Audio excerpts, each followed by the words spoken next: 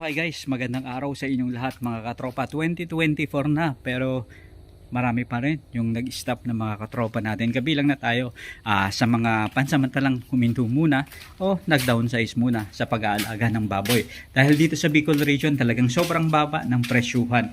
Mabuti ngayon guys, December medyo tumataas-taas na ng palimalimang piso yung pricing ng baboy. Pero sa katunayan guys, 140, 145 hanggang 150. Medyo tagilid pa yan guys, at least 170 dapat yung presyuhan ng baboy para at least matiyak natin na yung mga katropa natin kikita na sa negosyo ng pagbababoyan. Kaya nga dito sa baboyan natin is dati 40 mahigit na baboy yung alaga natin. Pero ngayon, ito na lang muna yung alagaan natin. Tipid pa sa pagkain para at least hindi tayo mamroblema kung sakaling magbenta tayo na 150 per kilo ang timbang, ang bentahan sa bawat timbang ng ating mga alagang baboy.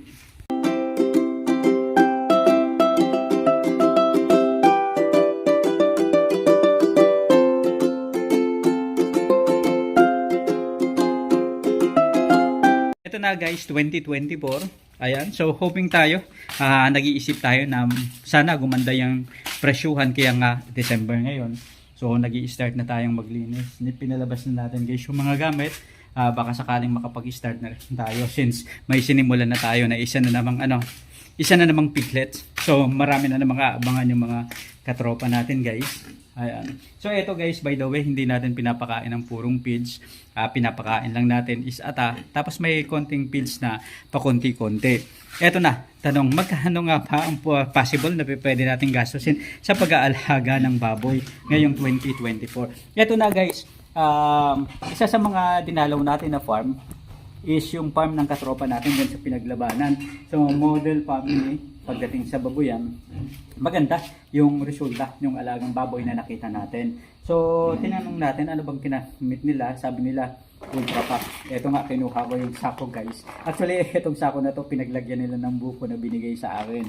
At ito nakita ko maganda rin pala dito sa Ultra Pack kasi meron silang program na halos pwedeng 80 to 95 kilos yung baboy pagdating guys ng 31 days mula pagkapanganak, 20 days na pre-starter, 30 days na starter, 50 days na grower, at 15 days naman na finisher. So usually tayo guys, mga hog racer, nagsisimula tayo magbilang pagdating ng pre-starter. Ibig sabihin, nawalay na yung baboy. Doon tayo talaga nagsisimula ng gastusan. Kasi guys, yung 31 days o 28 days man, habang nasa inahin pa yung baboy, hindi actually natin doon kinukompute yung pagkaalaga ng baboy. Doon natin kinukompute kung kailan tayo nagsisimula na magpakain at gumastos ng feeds. Ito na, magkano sa feeds yung magagastos natin? Approximately guys, 8,844. Sa tingin ko guys, minimum na talaga yan kapag magpapalaki tayo ng baboy. Yung 8,844, mababa na yun guys, di ba? So halos katumbas yan guys ng halos 4 na sako o higit pa, depende sa presyuhan sa current market price. Etong kinuha natin guys na pricing ay based dun sa pricing na umiikot ngayon sa kasalukuyan. Ibig sabihin yan yung medyo maganda-gandang klase ng feeds. Ito na, pre-starter period. By the way, hindi Ultra Pack yung ginamit natin na pricing ha. Isa sa mga prime na feeds company pero maganda yung resulta sa katawan ng baboy. Ito na guys, ibig sabihin sa pre-starter period, kung magpapakain tayo guys sa baboy ng 0.8 kilograms per day ang average sa loob ng 20 days, ay maaari tayo guys makakonsume yung ating alagang baboy ng 16 kilos. Sa 16 kilos, 61 pesos ang bawat per kilo ng mga feeds na pre-starter. I-multiply natin into 16 kilos, kaya 976 pesos.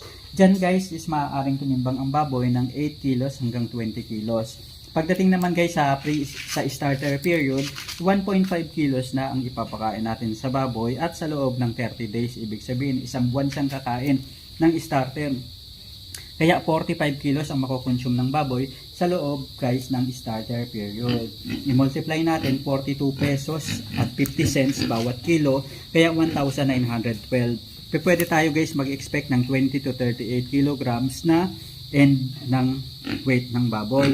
Pagdating naman guys sa grower period, 50 days nating pakakainin, kaya 2.2 kilograms naman ang average ng ipapakain sa baboy, kaya 110 kilos sa kabuuan ng grower period, grower stage. I-multiply natin 40 pesos and 50 cents bawat bawat kilo ng feeds sa grower, kaya 4,455. By the way guys, ito yung pinakamataas na konsumo ng baboy. Dahil dito, mas mabilis lumaki yung baboy, mas marami silang kinukonsumo. At dito talaga nakikita natin yung resulta ng paglaki ng baboy sa katawan ng baboy, yung bigat, yung timbang, at yung size na rin.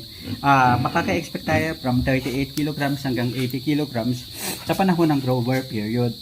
Kapag finisher period naman guys, 80 to 95 kilos ang ine-expect natin, o pwede pang umabot ng 100 kilos. Depende na lang sa uri ng pagpapakain natin.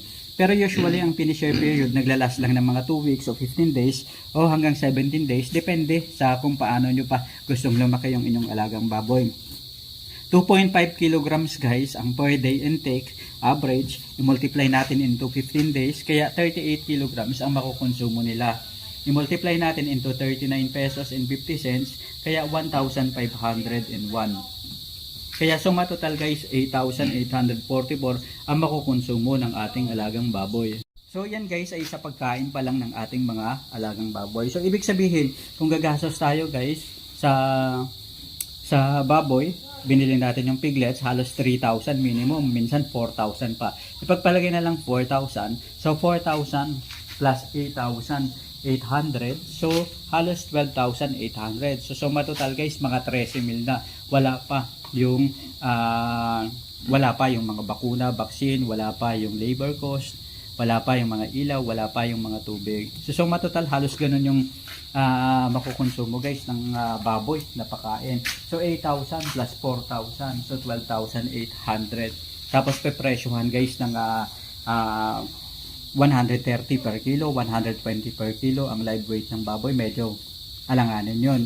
Kaya kailangan guys, kapag mag-aalaga tayo ng baboy, tiyakin natin na yung pricing sa ating market o sa lugar natin is lalampas guys ng 170 per kilo, para at least matiyak natin nakikita tayo. So maraming salamat mga katropa, hanggang sa muli, paalam. Ayun, dami ano. Ayun pa lang ha. Ano yung tilapia? Sarap. Ayun si Kuya Ray. Ano ko? Tato. Sino nagluto bro? Bro, Fred Mark. Si Fred Mark pala yung nagluto. Ano? Tikman. Ayan, sarap to. So, pitik na tayo. Sarap. Talaga naman. Ayun. Said. Ayun. Ang sarap oh.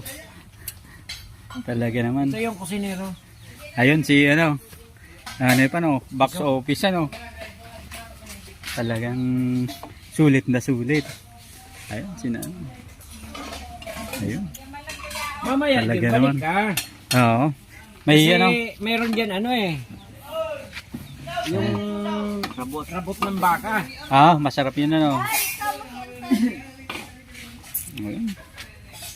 Guys, maraming salamat sa pagsama sa atin ngayong araw na to. Isa na namang kwentuhan dito pa rin sa Kabady Mo o YouTube channel. Sama-sama tayong matuto at magnegosyo. At syempre, inaasahan natin na ngayong 2024 kikita na itong mga katropa nating magbababoy. Sana lang tumaas na ang presyuhan guys ng baboy para at least lahat kumita. Hanggang sa muli mga katropa, good luck sa negosyo ng pagbababoyan. Hanggang sa muli, maraming salamat. Paalam.